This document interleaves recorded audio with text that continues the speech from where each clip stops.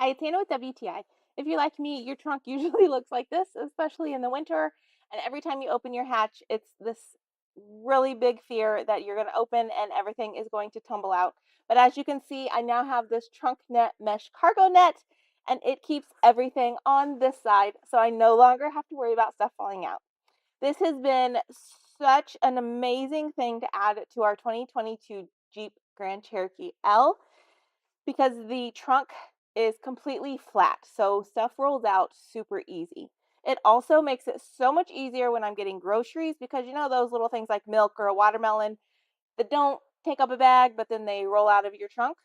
I also don't have to worry about them. If things reshuffle in the trunk, this net catches it. It's a really high quality net, and the elastic bands, there's two on the top and one on the bottom.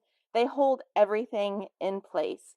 They've also done a double layer, so there's a nice little pocket. So if there's a few things you always keep in your trunk but you don't want on the floor, you can easily stick those in that pocket. Installation takes 30 seconds, so if you don't want it up all the time, it also takes less than 30 seconds to take it off.